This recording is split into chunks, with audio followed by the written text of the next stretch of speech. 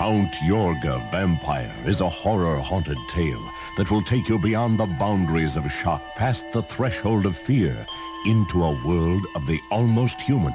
Vampires have always fascinated me. They should. Their intelligence is far superior to humans. Is it true that vampires must be in their resting places before the sun rises? That if the rays of the sun hit them, they will disintegrate? In Count Yorga Vampire, she-creatures of unspeakable cravings become the mistresses of the Death Master, Count Yorga. No, this film is not of centuries past. It is a film of today. It could happen to you. Perhaps it is already happening to someone you know. Today's young people find it fascinating to dabble in the supernatural, and now they and their ladies pay the penalty in Count Yorga Vampire. We're not talking about actors. We mean a real monster. I brought her back. She'll live and I'll get her another body. I know they're going to catch me, but don't let anyone see me like that. Please, Doctor, help me! Biologically speaking, it's of primary importance that man should want to mate. Hey, that You don't get all your kicks from surfing, do you? We want to be free to ride our machines without being hassled by the man. And we want to get loaded. You think you're going to make a slave of the world? I'll see you in hell first! The American International Podcast. Are you ready? Welcome to the American International Podcast. I'm Jeff Markin. And I'm Cheryl Lightfoot. And on this episode, we are looking at Count Yorga, Vampire from 1970. Count Yorga Vampire was written and directed by Bob Kelljan and produced by Michael Macready for AIP Productions, Incorporated. Count Yorga Vampire stars Robert Quarry as Count Yorga, Roger Perry as Dr. Jim Hayes, Michael Murphy as Paul, Michael Macready as Mike Thompson, Donna Anders as Donna, Judith Lang as Erica Landers, Edward Walsh as Brudah. It also stars Julie Connors as Cleo, Paul Hansen as Peter, Sybil Scotford as Judy, Marsha Jordan as Donna's mother, and George Macready as the narrator. The titles begin telling us that this is an AIP production. I don't know if it's coincidental that there is an Erica character in this film. And an Erica actress in this film, too. It's the wife of the producer. I don't think that's a coincidence. And if you're watching this film in modern times, you're probably going to see the title, The Loves of Count Yorga, and then another screen comes up that says Vampire. We have an older VHS release on HBO Video from Orion Pictures, and it has the title Count Yorga Vampire. The Loves of Count Yorga was intended to be the original title before AIP changed it. The story goes that Sam Markoff didn't believe people would know how to pronounce Yorga, so he changed it to Yorga with a Y instead of Iorga. The word vampire comes up on a separate screen, so I have to wonder if that was added in, so at least it said Count Yorga Vampire somewhere on the screen. I'm not sure. I couldn't find any information on how it was titled. I know that it was renamed, but I don't know why the titles were put together in that specific way. Well, on the VHS release, it comes up on one screen, Count Yorga Vampire. But on subsequent releases since 1990, with this alternate title, The Loves of Count Yorga comes up by itself, and then a separate slide comes up that says Vampire. So I just wonder if that was added later.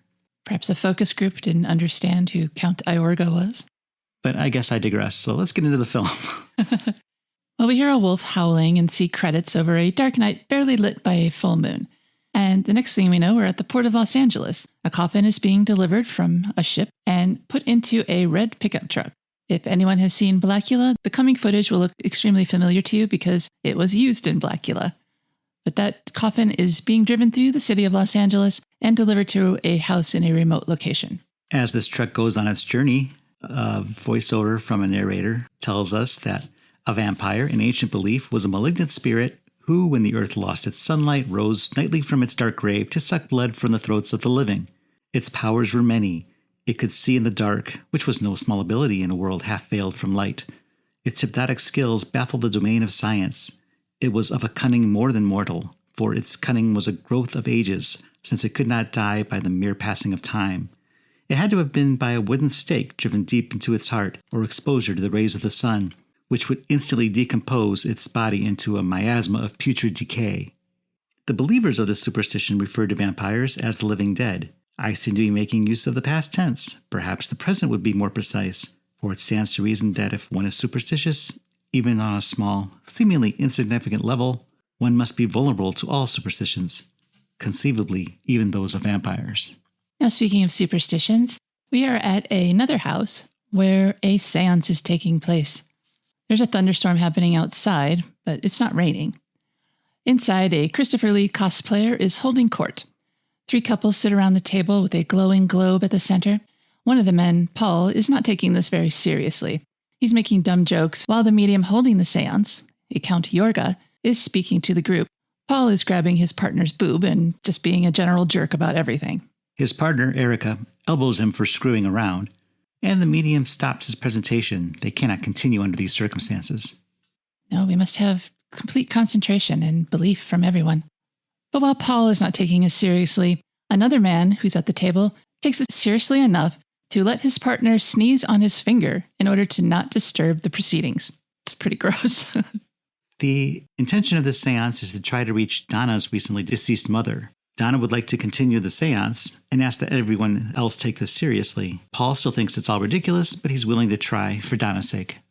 Donna's partner, Michael, is also having a little bit of trouble taking it seriously, but the other couple, Judy, the sneezer, and Peter, who don't really matter in the course of this film, are fully on board with this seance. As everyone sits with their eyes closed, something makes the doors open, almost like a wind rushing through the room. And then Count Yorga tries to invoke Donna's mother. The lights flicker, and Count Yorga declares that they have made contact. Donna tells her mother that she misses her, and asks that she tell Donna that she will always be with her. And Count Yorga starts shouting to Donna's mother as well. "Tell her, your daughter demands it. I command it." While this is happening, Donna gets very worked up to the point of hysteria. The ceremony ends and the lights go out. All the lights, not just the globe in the middle of the table. Donna's partner, Michael, carries her to the sofa. Paul lights a match, and under the glow of it, gives the Count a dirty look. Judy, the sneezer, tries to call for help, but the phones are dead. Count Yorga says that he can help Donna, but Mike jumps up and tells him that he's done enough and not to go near her. Then he asks Count Yorga if he even knows what he's doing, to which Count Yorga calmly replies, yes. He sits beside Donna, holding a candle. He speaks hypnotically to her, telling Donna to gaze into the candle's flame. He's trying to comfort her. He says there's nothing to fear. Her memories of the seance will be gone when she comes to. However, he's sending her a mental DM that she will do anything he asks whenever he asks. Obviously, no one can hear this but him and Donna. The lights come back on, and Donna comes to and asks why everyone is staring at her. She doesn't remember a thing. Erica goes to Count Yorga and commends him on a job well done. She asks if she can get him anything. He hasn't had any food or drink since he's been there. He turns her down, saying that it's rude for a dinner guest to complain of an upset stomach, but here we are. Tummy troubles. Donna comes up to the Count and asks what happened. Count Yorga says that he'll tell her tomorrow. He must go now. She asks him to breakfast, and he says that's impossible. Then he asks for his cape. Come on, people, the clues are so obvious here. Donna says she'll retrieve his cape and goes to get it after giving him a peck on the cheek. Erica comes up to him and asks if he's leaving now, and the Count says yes. She asks if he has a ride, and the Count doesn't answer, but the next time we see Paul, Erica, and the Count, they are getting into a red VW microbus driving off. Back inside where the seance was held, Donna, Michael, and the other couple are chatting. Judy, the sneezer, asks if they've set a date yet.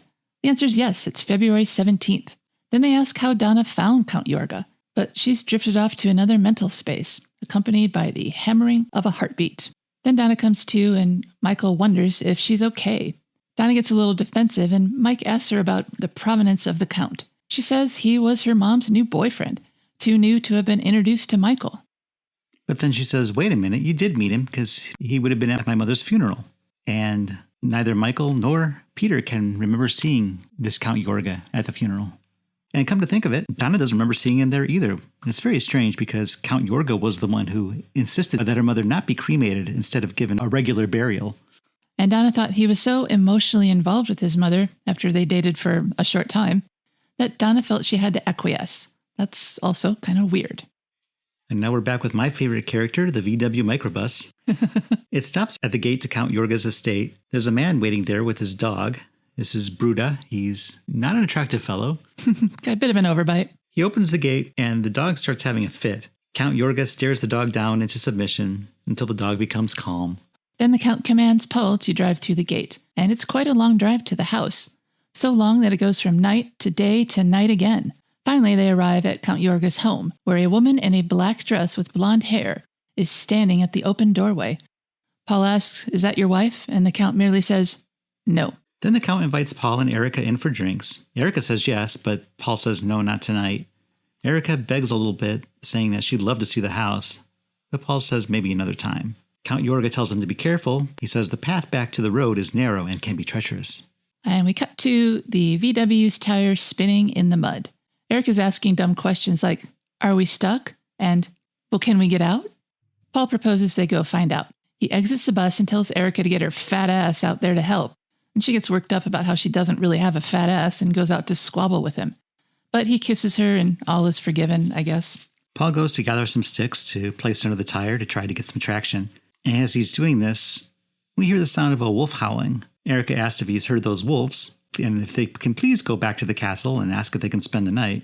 Paul's not really paying attention to the go back to the house line of thinking. He's got the sticks under the wheel, and he asks Erica to start the car and see if they can get out of that weird mud puddle. And it doesn't work. They're still stuck. Sitting together in the vehicle, Paul is puzzled. If it didn't rain tonight, and it didn't, why is there a huge puddle on the road to the house? And it wasn't there when they drove in. Did it just suddenly materialize when they were leaving? And there's no mud on the road in front of them or behind them. Erica's a little spooked by this. Paul asks if she still wants to go to the house now, but Erica's had a change of heart. Paul starts proposing they take advantage of the situation, by which they mean go in the back and lay down. And for a brief second, we see the Count back at his house. Well, not all of him, just his hand caressing the window pane. And then we cut to a tame lovemaking scene in the back of the bus. There's no nudity, but... There is a candle. I was going to say there's no heat between the two, but it does kill some screen time. Sometime later, Paul gets out of the bus to hit the head. The sound of crickets grows louder and louder. He returns to the bus, looking very concerned, and Erica asks what's wrong, and Paul asks her to look outside and see if she sees anything. She doesn't. Erica asks if they're all right, and Paul says they're fine. They should just try to get some sleep. As Erica nestles into him, a figure approaches the bus. Mm-hmm. Then the sound of the crickets and the frogs croaking gets really loud, and then the candle goes out. This wakes up Erica, and she once again looks outside of the window. This time there is somebody there. It's Count Yorga, looking very much like a vampire about to bite. She screams, and Paul wakes up. He goes for the sliding door to the back of the van, but the Count is there.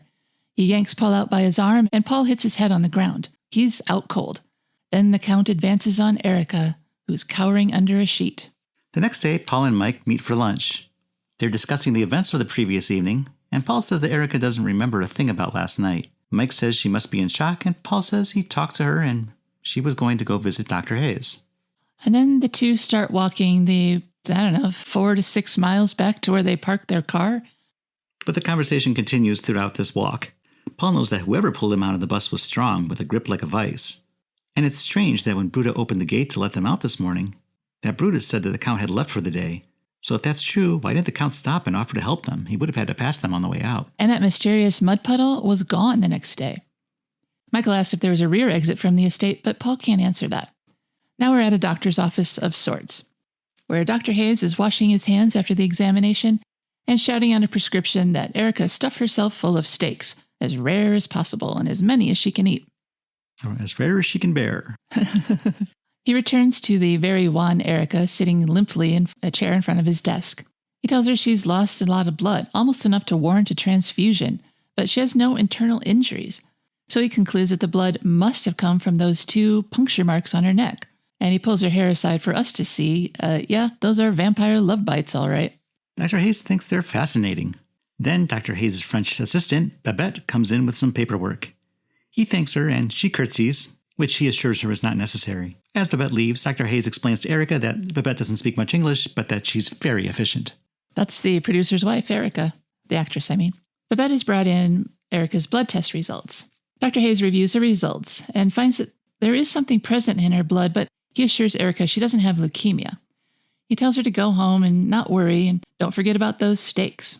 Meanwhile, Paul and Mike are continuing their romantic stroll through the greater Los Angeles area. They stop to sit on some bleachers in the park, then continue on, all while continuing to discuss last night's events. Paul asks about Donna, and Mike says that he wanted to see her, but she was tired. Paul asks Mike if he's ever heard of an hysterical person being put under hypnosis before, and Mike says he thought of that too, and no, he hadn't. But he does know that Donna and Erica have 3 things in common. They can't remember what's happened, They're both tired, and Count Yorga. Finally, they reach their VW bus, which is parked near a payphone. Michael calls Donna and finds out that she's okay, but she's still sleepy. Can't get mad at that. Why would you? And then Paul calls Erica. And then we cut to a messy kitchen. There's 2 slipper-clad feet shuffle through an enormous mess, mostly laundry and newspapers, on the floor. The shuffler, this will be Erica, smacks the phone onto the floor, dislodging the handset, and just leaves it there. We can hear Paul calling out to Erica, but she just shuffles away. Paul hangs up the phone and says he wants to get to her place fast. So he and Michael jump in the microbus and speed off. They enter Erica's house and find Erica with blood smeared all over her mouth and holding an apparently dead and bloody kitten. She screams when she sees them and tells them to keep away from her. Michael turns his back on her, unwise, to call the doctor. Erica looks crazed, but she has enough manners to offer Paul a bite of that kitten. Then she kind of comes to herself. She's lucid enough to be horrified at what she's done. And then she collapses into Paul's arms. So Dr. Hayes has arrived and has given Erica a transfusion. House calls were really something back then, huh? He notes that it's fortunate that Paul and Erica have the same blood type. Erica says she's sorry and asks Paul to forgive her. She keeps saying she's scared, and Dr. Hayes presses her to tell them what it is she's afraid of, but she can't say. Paul wonders if maybe it would be kinder just to sedate her, but the doctor says not till the transfusion is over. Duh, it'll sedate him too. Then Mike and Paul exchange glances as Dr. Hayes continues with his line of questioning. Does it have anything to do with those marks on your neck? Let me see them again. Michael applies a cold compress to Erica's forehead as she begs for the sweet release of death, which is not granted. Now we venture over to Count Yorga's estate, where Count Yorga is walking down some stairs. He's wearing his going-out cape. He goes to his basement where he has a secret sex dungeon. You're assuming things that we don't know yet. Where Donna's mother and Redhead are laying down, each on their own slabs. We recognize Donna's mother because there was a picture of her at the seance. Count Yorga sits on his throne to regard his women. Then Donna's mom wakes up. She goes over to the other woman, the redhead, who opens her arms to embrace Donna's mom. If anything more salacious than that happens, we don't see it, but the Count certainly does. Back at Erica's house, now that she's resting, Paul, Mike, and Dr. Hayes are having drinks in the living room. Paul has another drink and Dr. Buzzkill tells him to slow his roll. He lost a lot of blood tonight. Paul says, yeah, he really feels it. Michael wonders why the doctor made Erica vomit. And the doctor says so she wouldn't wake up with bits of cat inside her. I mean, how would you feel? Cheers, says Mike. Dr. Hayes wishes that the guys knew more about this strange count. Michael drops a clue. The count is from Bulgaria, which the doctor finds very meaningful. He confides in Paul and Michael. He showed Erica's blood test results to his colleague, Dr. Steingart. Now, Dr. Steingart has gone back to Europe for 2 months, but he did give his opinion on the results of the blood test. And in his opinion, the blood, in conjunction with the bite marks on her neck, made him posit that she was bitten by wait for it, a vampire. Paul and Michael just stare at him for a minute, and then Paul starts laughing. A vampire? The guy in the cape? Who can't go out in the daytime? Who's a Bulgarian count? Who has a ghastly manservant? Ridiculous. Dr. Hayes says that Dr. Steingart is one of the world's foremost blood specialists, so he's not going to discount the theory. So Paul tries to set the record straight here. He repeats the theory. Count Yorga is responsible for Erica's condition, and he's a vampire. Possibly a vampire, corrects Dr. Hayes. And he says that it's never been proven that vampires don't exist. Mike says he could never believe a vampire could exist today, and Dr. Hayes jumps on this. Today. So you accept that they could have existed in the past. Mike says he only accepts they exist in works of fiction. Paul suggests they call the police, but Dr. Hayes rightly assumes that they'd just get laughed at if they did that. And besides, it's too soon to do that. They need to investigate the count a little more before drawing conclusions. Hayes is going to read some books that Dr. Steingart gave him about vampires. He'll see what he can find out. And he wants to meet Count Yorga. Hayes is not convinced because there's no proof, yet. As Dr. Hayes leaves, he tells Paul that Erica should be sedated all night, but Paul needs to stay there and watch her throughout the night. And he tells Paul to call him any time if he needs help. He also cautions them to keep an open mind about what could be causing this. Speaking of Count Yorga, we once again visit him at home.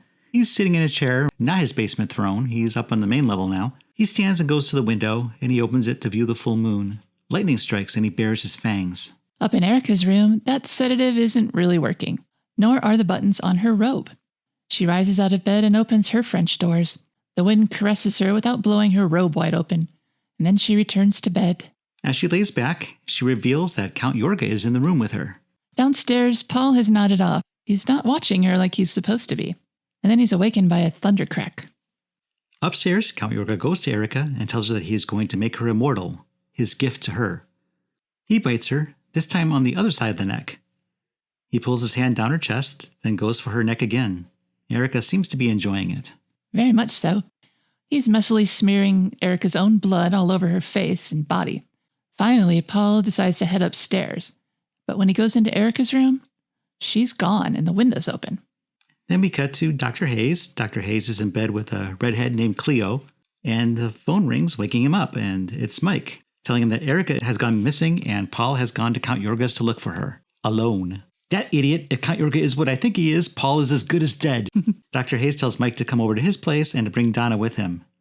He says she'll be safer there than being left home alone. Michael asks if they should call the police. The doctor says of course not. Dr. Hayes hangs up and gets up to dress. His bedmate Cleo dopily says that doesn't sound like a house call. She says it twice. He asks Cleo if she were the police and he called to say that there was a vampire in the neighborhood, would she believe it? And she says, sure. Want to know why? Dr. Hayes dismissively says no, but she explains anyways. She read in the paper the other day about a body of a baby being found in a swamp.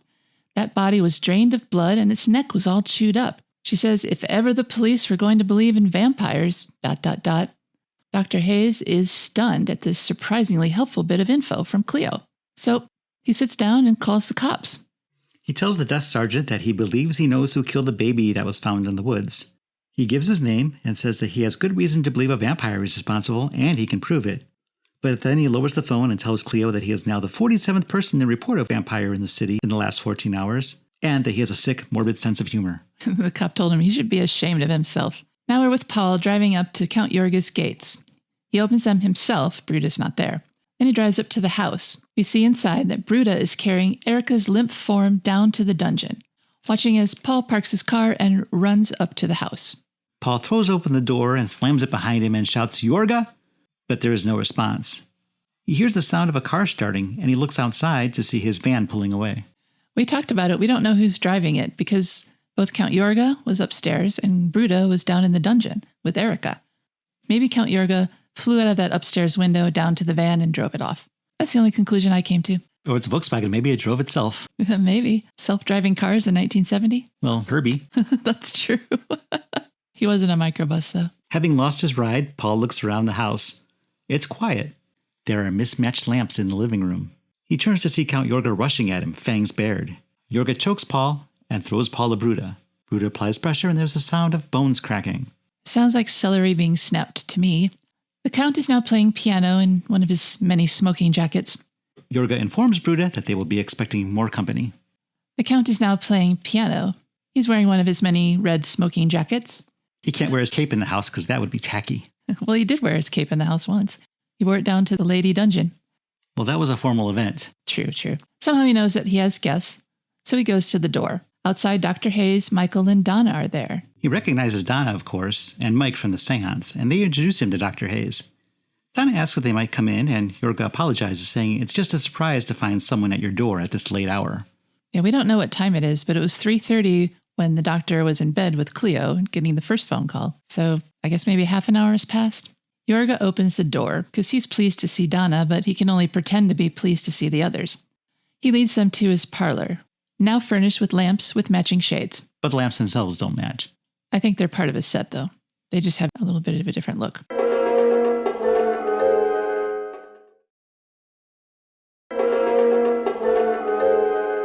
Dr. Hayes says that he was afraid the Count might have been sleeping, but Yorga says no, not at all. And Hayes asks what keeps him up so late, and Yorga fires the question right back at him. He has them all take a seat, and he asks to what does he owe their visit, saying that company this late must mean more than just a social call.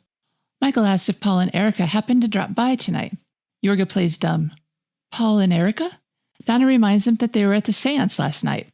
Just last night? It seems like a week has passed at this point. Yorga then remembers them as the charming couple who drove him home. He wonders why they're looking for them there. Dr. Hayes lights a cigarette and says that Paul said he might drop by because Erica disappeared and thought that Erica might have come there. The Count asks, why here? Dr. Hayes says that Erica was quite taken with the Count. Yorga finds this very flattering, but he denies seeing either one of them. Hayes says that there's probably nothing to worry about, that they're probably together right now and making fools out of all of them. Then Yorga asks what the doctor's interest is in all this, and Mike explains that the doctor is an old family friend. Yorga asks what type of medicine he practices, and Hayes confesses that he doesn't have a practice, but that he's in research and he studies blood. Yorga says, that sounds fascinating. Hayes agrees. Michael compliments Yorga on his home and begs for a tour. Yorga says, oh, certainly, but some other time. Hayes quizzes him on the number of rooms, and Yorga must confess he doesn't know. I think we should state here that the purpose of this visit is to try to keep Yorga talking until sunrise. Yeah, they did say that at the beginning. We probably should have mentioned that. So Dr. Hayes is trying to buy time here, making a lot of small talk. That is the purpose for this entire awkward encounter. Yorga says he's only been there a short time. Oh, says Dr. Hayes, where did you come from? Yorga says a small village in Bulgaria. Hayes says his English is very good, and Yorga agrees. More time passes.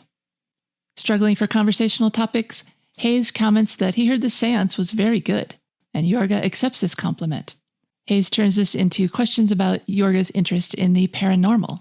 He asks if Yorga is involved in the mystic arts, and at this Mike stands up saying that he'd like to use the washroom and splash some water on his face. Yorga tells him, but you don't know the way. Mike says that he's sure he can find it, as Brudah appears behind him, and Yorga tells him that Brudah will show him, as Dr. Hayes does a double take at the new arrival. And you would too if you saw what he looks like. Michael tries again to go unaccompanied, but Yorga insists that Brudah take him. Hayes and Yorga continue discussing the supernatural. Hayes is just pulling questions out of his ass to waste time. Yorga answers politely but succinctly. He does not encourage further discussion. Yorga asks for the time, and Hayes consults his watch. He says 4:30. Wow, that hour has taken a long time. Hayes comments that the sun should be rising soon. Yorga nods. Hayes wants to take in the view through the window, and Yorga accedes to this request. So while Hayes is looking out the window and trying to coax the sun to hurry up and rise, Yorga notes that Donna has been very quiet. She says she's been thinking, and Yorga stands behind her and puts his hand on her head, telling her to relax. Once again, his thoughts enter hers. When I call you, you will come. Michael returns from the powder room, and the Count tries to get them to leave as politely as possible. Hayes asks if they can't have just one more drink before leaving. The brandy is excellent. And Yorga relents and asks Mike what time it is, and Mike tells him it's 4:35. But now we're on the topic of werewolves. Brudah is standing next to Donna, giving her the heebie-jeebies. Yorga says he believes werewolves exist now, and he's seen them. Hayes wants to delve into this conversational vein a little further, but Yorga asks them to leave again. Donna's tired, and he's tired. But Dr. Hayes is a house guest from hell and asks if they might stay just a little bit longer, because this is such a fascinating subject for discussion. The Count says they're forcing him to be distasteful now, and Hayes apologizes. Yorga tells the group that Brudah will show them out. As Yorga walks away from the group, Hayes asks, do you believe in vampires? Everybody turns to look at Yorga. He turns and looks back and says, yes. Hayes finds them interesting. Vampires have always fascinated him. Yorga says they should. Vampire intelligence is far superior to that of humans. Hayes is looking for clarification. He asks if Yorga is saying that a vampire isn't human, and Yorga replies that vampires live forever, humans do not. And then he tells them that he's going to leave them. But Hayes still has questions. Is it true that vampires must be in their resting places before the sun rises? And if the rays of the sun hit them, they will disintegrate? Yorga turns to face him. He says, I shall save the answer for that question for the next time we meet. And you will be very comfortable in knowing that we shall most definitely meet again. Finally, he summons Brudah so they can go. And they do. The next day, Michael and Hayes are sharing over coffee.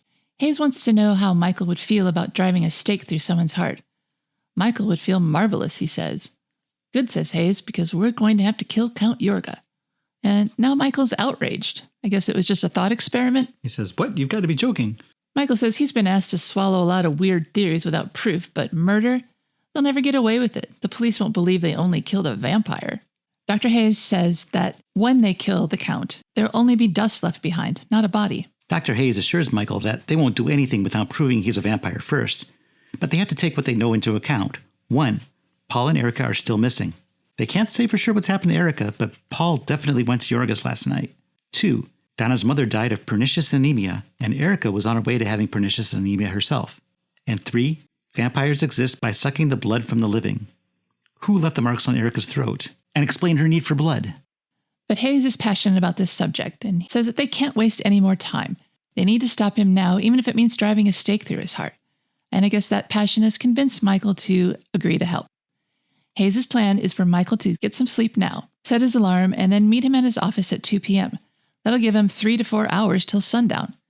Now, when he said that, I was thinking, if the sun rises around 4:30 in the morning, wouldn't it set much later? It wouldn't set at 5 or 6 p.m., right? I wouldn't think so. But time works strangely here because that was a really long hour it took from Dr. Hayes receiving that phone call in bed. Driving all the way out to the estate. Driving out, getting together with Michael and Donna, getting to the estate, and spending time there before 4:30. Yeah, it should have been 5:30 at least. They could have said that too. They could have been a lot closer to when dawn really would have been. Anyway. So as Dr. Hayes leaves, he tells Michael that if he's right about this whole thing, they may not come out of this alive. And he should also consider the possibility that Paul and Erica might have been turned into vampires as well, so they might have to be killed too. To this, Michael says, cheery. Hayes reminds him to set an alarm, and he goes. Back at Hayes' office, he's struggling to stay awake as he reads up on vampires. His eyes are very red. And then we cut to Castle Yorga, where the Count's eyes aren't looking too great either. He's wide awake inside his coffin. Then we cut back to Hayes, who's trying to call the police once again. He tells the desk sergeant that he's going to try to seriously convince him that there was a vampire in the city, which now makes him the 48th nut to call about a vampire. He's kooky caller number 48. Hayes blearily asks if it ever occurred to the cops that they might be right, but apparently not. Donna and Michael are sleeping in their bed. From his coffin, Count Yorga sends a transmission to Donna. It's time. She wakes up and shuts off Michael's travel alarm. Still in her nightgown, she gets in a car and drives out to Yorga's. Brudah's at the gate and he lets her in. As she's driving past, he looks up at the unset sun and he's thinking about something he shouldn't be thinking about here. Hayes has fallen asleep reading his book on vampire ancestry. He's awakened by the phone, and it's Mike. He's calling to tell Dr. Hayes that Donna's gone missing. His alarm didn't go off, and it's already 4:30. Hayes slams down the phone and stands up. He's got a lot of preparation to do, and he's behind schedule. Now we're back at the Yorga estate, where Donna's in even more trouble than we thought. Brudah throws her to the ground. He's advancing on her as she tries to backwards crawl away from him. Then he grabs her arm and drags her behind some trees, where he climbs over her body, and I'm assuming he assaults her Torgo style. If you've ever seen Manos, the Hands of Fate, you'll know what I mean. So Mike has gotten together with Dr. Hayes, and they haven't had time to prepare proper stakes, so they're breaking chairs and brooms to use as weapons. Hayes tells Mike to find a crucifix, and Mike asks what for. Then Hayes has to explain what a crucifix for when dealing with vampires. These people have never seen a movie in their life. Mike couldn't find any crucifixes, but he has some cord and some sticks, and he can make some along the way.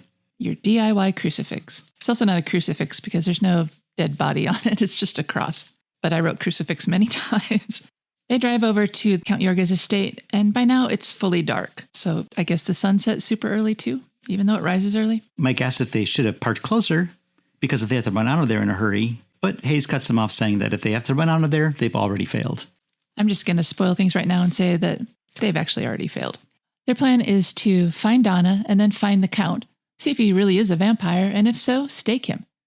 But they split up. Down in the basement, Yorga is sitting on his throne when Brudah enters. Brudah stammers, "The girl, upstairs, forgive me." He looks pretty sheepish. We know what he did. Yorga starts stomping up the stairs and stops to tell Brudah, "We cannot afford their knowledge." And Brudah lumbers off through another passage in the basement. Michael has made his way inside, and he starts poking around. For some reason, Dr. Hayes is hanging around outside, and Yorga opens the door to find Hayes standing on his porch. At least one of them's really surprised. Count Yorga says, "Dr. Hayes, what an unexpected surprise," to which Hayes replies, "Yes, so much so that I almost had a massive coronary." Inside, Mike is still poking around. He does find a coffin, but it's empty. In the living room, Yorga and Hayes are seated. Yorga asks Hayes if he'd like to resume last night's conversation. What were they talking about again? Vampires, says Hayes. Dr. Hayes is holding a large piece of broken chair.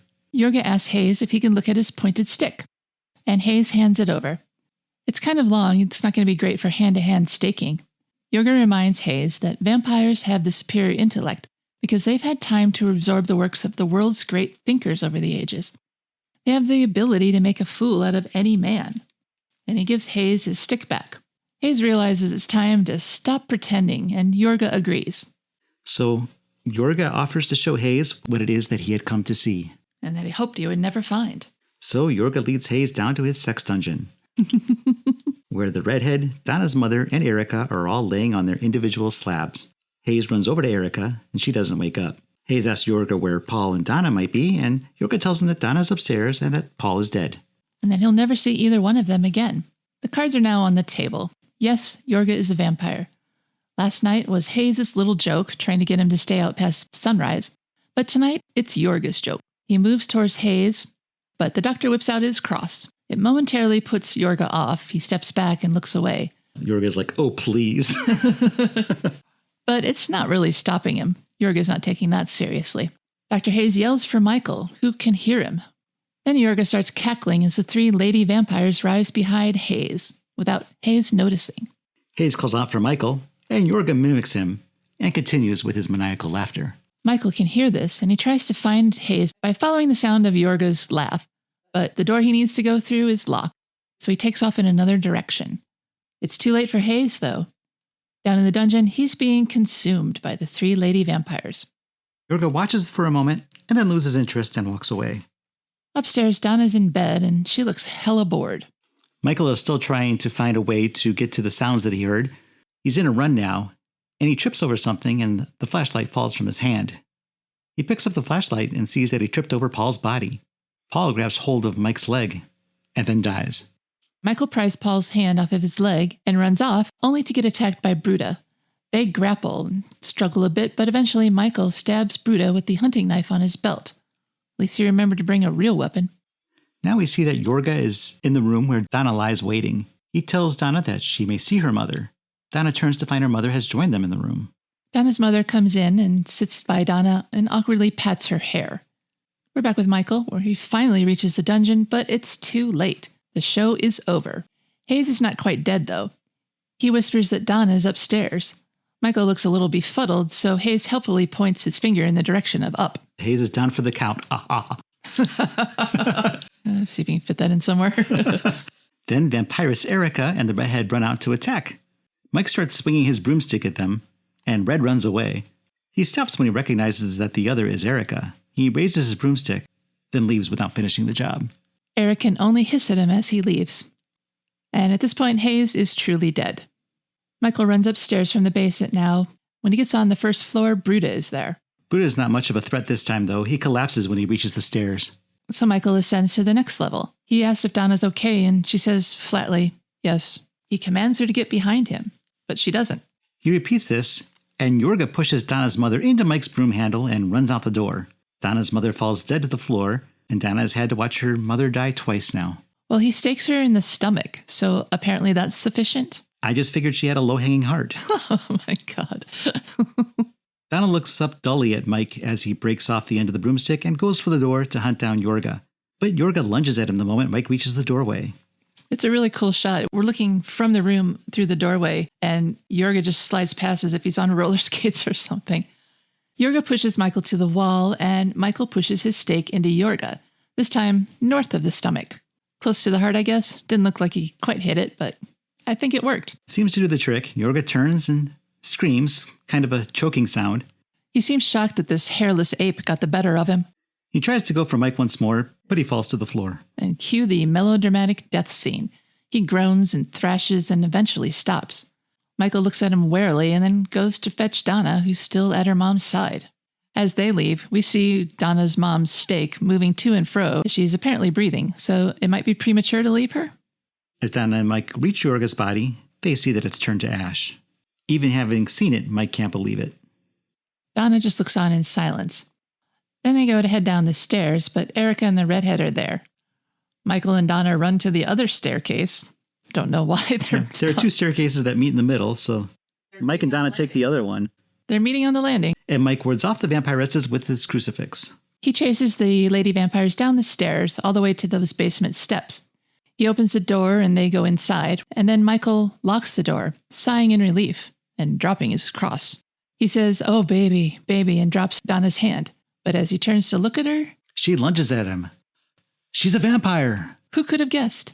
And that's the end. Oh, wait, it's not. We're back with the narrator, who says, "Superstition? Ha ha ha ha ha ha ha ha ha." It went a really long time. And then we cut to a brief shot of Mike's bloody face. And the words, "The end." And that's the end.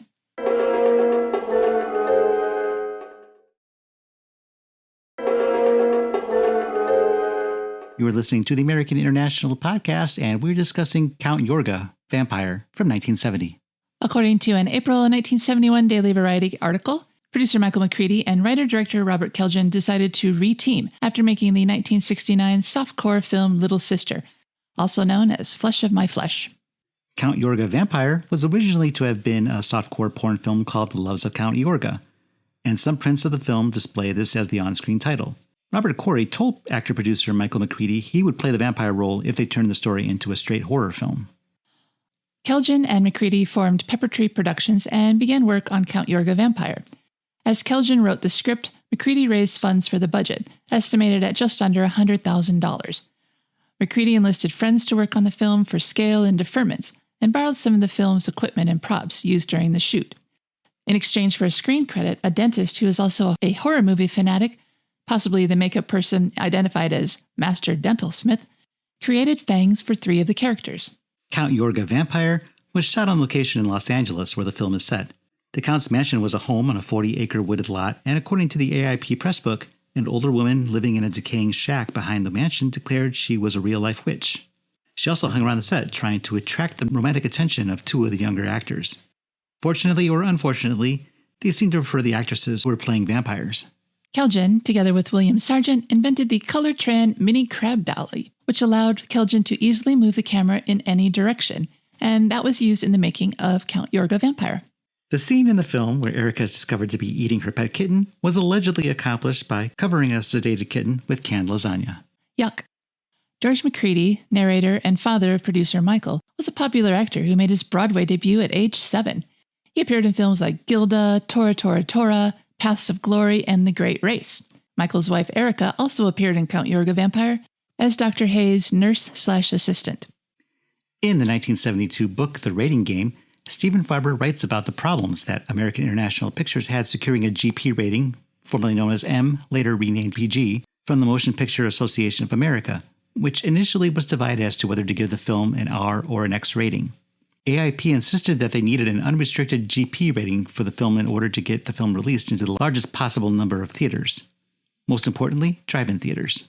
Count Yorga Vampire ended up going before the MPAA ratings board 6 times before being granted the GP rating, and 2 or 3 minutes of violent and sexual content were ultimately removed by AIP. Alterations to the movie's soundtrack were also required to lessen the impact of the violent scenes that remained in the film. Count Yorga Vampire opened on June 10, 1970 in Los Angeles and took in $160,000 and went on to gross $503,903 by the year's end, as noted in a May 1971 Daily Variety box office chart. By 1987, it had earned $1.3 million and was considered a financial success for AIP. AIP recommended that theater owners dress their own employees in vampire drag and have them parade through town with signs promoting the movie, and also to have usherettes deliver ads for the film to local newspapers. They also recommended costume contests for the audience, and to have midnight screenings, and to arrange for audience members to have their blood pressure checked before the show, just to make sure they were up for it. AIP's press book highlighted how Count Yorga Vampire was as modern as tomorrow. Even the clothes worn by the fiends are right off the models in the latest shops. The press flack wrote that by seeing vampires interacting with such everyday items as a Volkswagen bus or an ultra-modern kitchen, the film conveys the fearful idea that a vampire could be your next-door neighbor. It's true. Taglines for Count Yorga Vampire include, "Mistresses of the Deathmaster, sharing his hunger for human flesh, his thirst for human blood, his evil lust that even hell cannot fulfill. Come face to face with total terror. Meet the world's most incredible being. Because of certain shock scenes, we suggest you don't come alone. Horror unleashed, terror unmatched, the most frightening experience of your life. A tale of unspeakable cravings, the most terrifying experience of your life. The Count welcomes you to his castle. You may never want to leave. A feast for those who crave new blood. Almost too unbelievable, unspeakable, unbearable to watch. Reviews for Count Yorga Vampire were almost universally positive. Roger Greenspun of the New York Times wrote that Count Yorga's ambience is pure Hollywood, and the seamy elegance of Robert Quarry's performance as a mysterious medium who has a handy supply of spirits of the dead lying around downstairs exactly complements that ambience. Bob Kelljan's direction, often resourceful, does especially well by Quarry's disdainful civility, particularly toward Dr. Hayes, Roger Perry, his principal adversary. During their long, tense conversations that are the greatest pleasure in the movie. Variety wrote that Robert Quarry had an aristocratically handsome look and plays the part with a certain sinister intelligence and even a sly humor that befits a guy who's been around for several hundred years. Adding that the dialogue has a believable sound to it and the playing of principles is low-key and convincingly realistic. Box Office Magazine's review said that Bob Kelljan, who wrote and directed, has taken too leisurely a pace, but more than makes up for it in the last reel, that finds all the leads dead or among the living dead. The emphasis is on sex. Everyone sleeps around, even in the midst of the vampires. Nudity has been forsaken, and a lesbian interlude between two lovely lady vampires was cut. The girls in the cast are lovely to look at, and Roger Perry steals the acting honors as the Doctor. Robert Quarry proves to be a good visual image of Christopher Lee and plays it in that vein. As a single, this should do fairly well, but AI's usual policy of double billing horror picks should enhance the returns. They didn't double bill it, though. Kevin Thomas of the Los Angeles Times wrote that writer-director Bob Kelljan has freshened up the formula pretty well. He and his attractive cast of unknowns do succeed in persuading us to go along with a hokum for the duration of the film's fast-moving 90 minutes. And Gene Siskel of the Chicago Tribune called it the best horror film of the year. Hammer Films brought their Dracula movies to a modern-day setting in Dracula AD 1972 due to how well Count Yorga Vampire did at the box office. The April 9th, 1971 Daily Variety announced that Robert Quarry, Roger Perry, and George Macready would reprise their roles in a sequel titled The Return of Count Yorga. A third Yorga film was planned and would have featured a broken count living in the LA sewers and creating an army of undead street people, but it never materialized. Oh, too bad. American International Pictures had planned to revive Count Yorga as an enemy of Dr. Phibes in the film Dr. Phibes Rises Again. While this plan was eventually scrapped, Robert Quarry did appear in the film as Phibes' enemy, the artificially young Darius Biederbeck. So, Cheryl, in watching this movie, it brought one of my pet peeves about vampire movies in general, and that's when people don't know anything about vampires. It seems hard to believe that in 1970, that even by osmosis, you wouldn't have picked up some information on what a vampire is, what a vampire does, what a vampire victim looks like, how do you get rid of a vampire? It just seems outrageous. Right. Even if these things don't work, you have to throw them out there as possibilities because nobody has really dealt with a vampire in reality that anybody knows of. But we all know the tropes. We know it's a stake through the heart. You can enhance this by cutting off the head and stuffing the mouth with garlic. We know that vampires have a coffin that they are in all day long. That's why they don't go out in the daytime. They don't eat or drink. When they bite a victim, they leave the distinctive fang marks on the neck. That's a big one. If somebody has an injury, like 2 puncture wounds on the neck, the go-to thing would be vampires. Whether or not it's logical or not, you still have to put that out there as a possibility because that's what the main symptom of vampire bite is. And even if it was a regular person acting like a vampire, it's still kind of a vampire. They're doing the same thing that vampires do. They're biting into somebody's neck and draining them of blood. So whether they're a literal vampire, like from the lore, or just someone pretending to be a vampire, it's the same thing. It's still a reason for the cops to go check out that person who attacked us. The fact that nobody took this seriously except for the doctor for far too long is just ridiculous. Right. Even if you don't take it seriously, you can't discount it because all the signs are pointing to vampire. Right. Not to mention that this guy, nobody sees him in daylight. He insists on wearing a cape. His name is Count. He's a Count. These are all vampiric traits that you have to take into account when you're looking at these symptoms and say, you know, this kind of leads to vampire. One look at Brudah should be like, okay, totally believe it now. This guy is not right. There is something going on here. But no, everyone waited till far too late. And I thought that our hero, such as it was, the doctor, didn't really have a great plan going on. No, it's frustrating that he had to do research after all this. He's the only one who knows anything about vampires, but he still has to do research before he can go out. To know that you stake him through the heart? He knew that already. He knew that before he picked up the book. I'm not sure what he picked up on this research, but he insisted on doing it, reading Vampire Ancestry, which I don't know how helpful that would have been. Maybe he's trying to find out who Count Yorga's dad was? Well, what I thought was really frustrating was the plan to go there so late in the day when they know Count Yorga is helpless during the day. Why not go? I know Brudah's there, but they could get a gun and shoot him. And as far as they know, there's only Brudah and Count Yorga. With Brudah out of the picture, Count Yorga is lying in his coffin, just waiting to be staked. Why is that so hard? Why did they put it off till the end of the day? The unnaturally early sunset in Los Angeles came and they were screwed. Well, within the logistics of the movie, they wanted to be well rested before they went on the attack because they had been up all night. But they kept talking about how they had plenty of time before sunset when they really didn't. And if they're that tired, they could have overslept. You're right. Did. I mean, this is a time when the vampire is supposed to be helpless. So no matter how tired you are, it's probably your best bet to go now and then get your sleep afterward. Yeah, get it over with. And then you can sleep all day and your girlfriend would be safe and everyone who's still alive would be safe. And then you can deal with the cops or not. I would just not myself. I would just pretend I was never there. Wear gloves. While that part was ridiculous and it was forcing us to accept a lot, I actually didn't hate this movie. I thought it was pretty fun. No, I had first seen this movie about 20 years ago, and I went into it. I was expecting something Hammer-esque, so I was disappointed. And looking back, I don't know why I was disappointed. This is actually a pretty fun movie. And I guess this is the first movie that brought a vampire into modern times. Yeah, I was surprised to find out that the Hammer Dracula 1972 AD came after this movie and was basically because of this movie. Well, there are some previous examples from AIP. Blood of Dracula had a vampire-like girl running around a college. And there is a movie called The Return of Dracula, where a very non-Bela Lugosi type of vampire is wandering around in what is then modern times.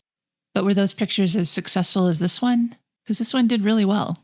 I wasn't talking success. I was just talking existence. Oh, well, yeah. I'm just saying that this movie's claim to fame can't be that it's the first one to bring it to the modern times, but it might be the most successful film that accomplished this. Well, what did you like about it? It's easier for me to talk about what I didn't. I'm putting you on the spot. Well, I could start.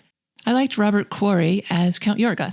I thought he did a great job. He was very sophisticated, elegant, dangerous, deadly.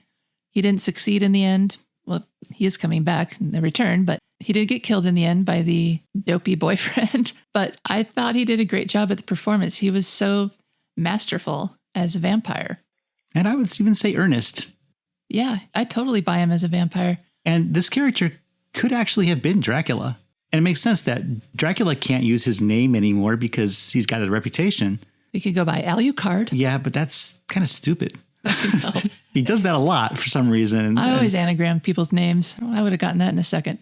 But this character could have easily been Dracula, moved into this Los Angeles town, and took up a name. He's not going to give up his title. He likes being a count. Yeah, even though it's a dead giveaway. How many counts do you know?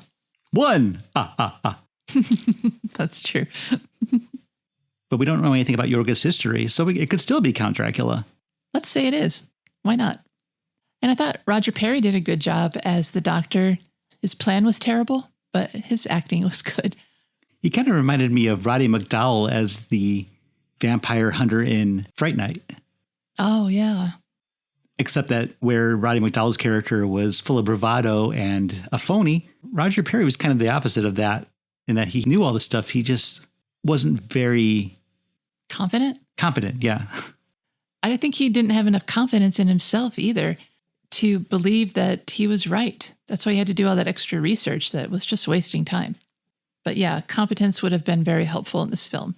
And I thought it was funny watching it the second time. At first, I never could have predicted who would be the last human alive in this movie. Usually it's the final girl, but it's the final guy this time. And I don't know, it seems like almost a secondary character is ending the film as our last human being. I thought it would be maybe Erica at first or Donna, but no. Well, he was also the producer of the film. And if you notice, he does get all the one-liners. They're just not very good. He says cheery and cheers and marvelous. But he also kind of mumbles them, so they don't really stand out. No, I don't think he was great as an actor.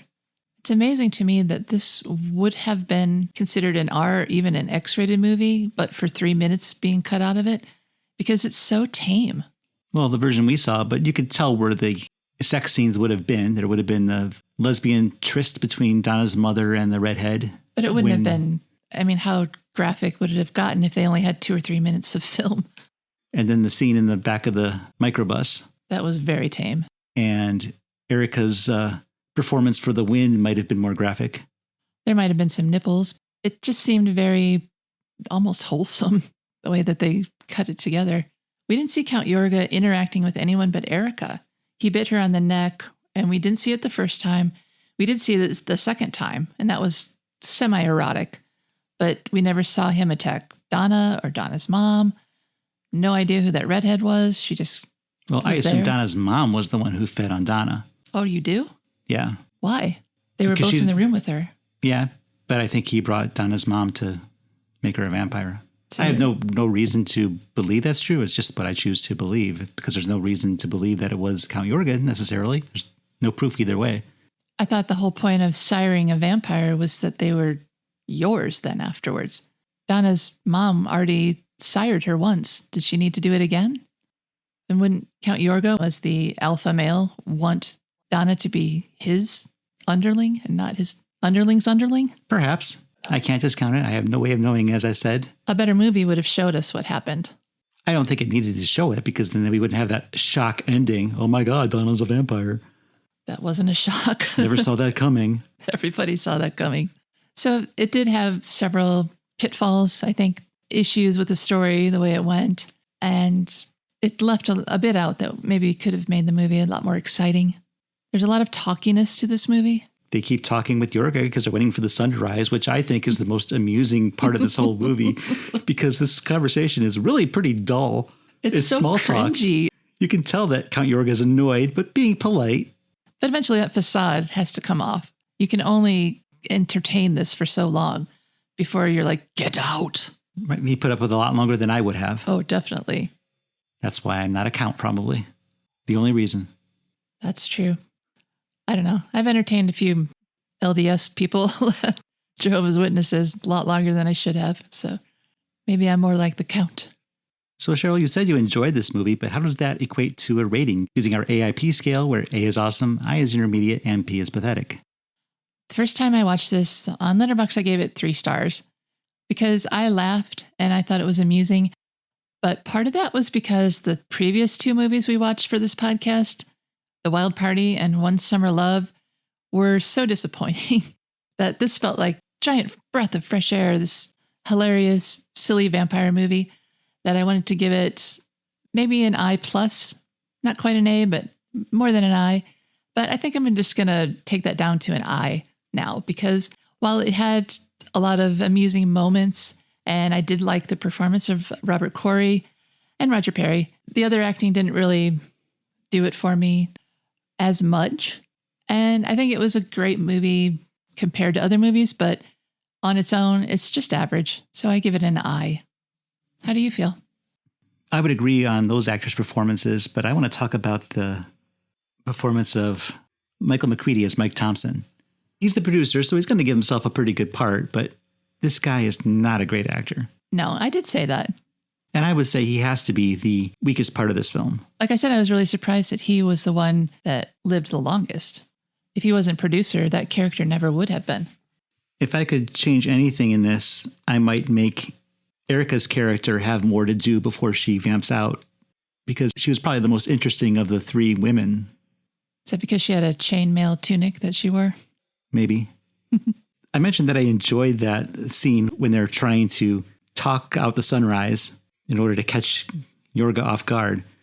But the other talking scene is when Paul and Michael are wandering through Los Angeles, having this conversation that really takes maybe 3 minutes, but over the course of several hours, as they walk all over town, they stop, they get a bite to eat, they walk some more, they stop and sit on some bleachers and watch a baseball diamond with nothing happening, and then walk some more until they reach a phone booth.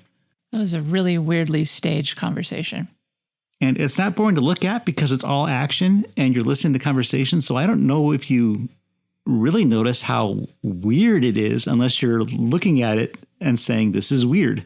They started at a restaurant and they could have just stayed at the restaurant and had this conversation. But that would have been so boring. At least they're moving around. But it would have made more sense than them parking, like I said, like 5 miles away. The distance that they covered, it was huge. I mean, there's something going wrong with both of their girlfriends, and yet they have time to do this extremely extended stroll through Los Angeles. Yeah, it's hilarious. It's funny. I thought it was also funny the way nobody could accept that this guy who was obviously a vampire was a vampire. I did enjoy that part. Yeah, he's wearing a cape. What more do you need? If he's not Elvis, he's a vampire. And that's not necessarily mutually exclusive. Oh, wow. That's a great movie you just dreamed up. And one more thing that I just found hilarious was, it's a little thing, but when Brudah comes up for his last call and he looks up at the stairs and says, nope, I'm done. And he just falls. So there's a lot of unintentional laughs in this movie, but I really enjoyed it. It's not an A movie. This isn't a great movie, but it's a really good movie and it is a solid I. At various times when I was watching it, I had flashbacks to Rocky Horror Picture Show and Manos, the Hands of Fate. For some reason, I just got sort of that vibe at different times from this movie, where maybe Robert Quarry's Count Yorga is kind of the Frankenfurter character, and Brudah is riffraff, but without the wit. And then, all the different women around kind of gave me the Rocky Horror Picture Show feel. And then Brudah also reminded me of Torgo from Manos, the Hands of Fate, and then all the women in gowns fighting and probably fooling around with each other too. Gave me that same feeling watching it. But I think it's better than Manos, the Hands of Fate, obviously, by a long shot. Well, I had mentioned that I'd seen this movie before, and I was disappointed with it at the time. But I really enjoyed it this time around, and I haven't seen the sequel, but the consensus is that it's better than this one, so I'm really looking forward to checking that one out now. Yeah, me too. But that's it for this go-round with Count Yorga in Count Yorga Vampire. Until next time, this is the American International Podcast, and I'm Jeff Markin. And I'm Cheryl Lightfoot. And we'll meet you at the drive-in.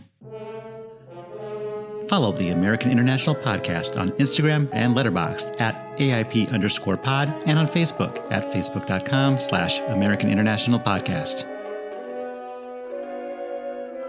The American International Podcast is produced and edited by Jeff Markin. A man whose mind is distorted by hatred. And Cheryl Lightfoot. A girl hungry for too many things.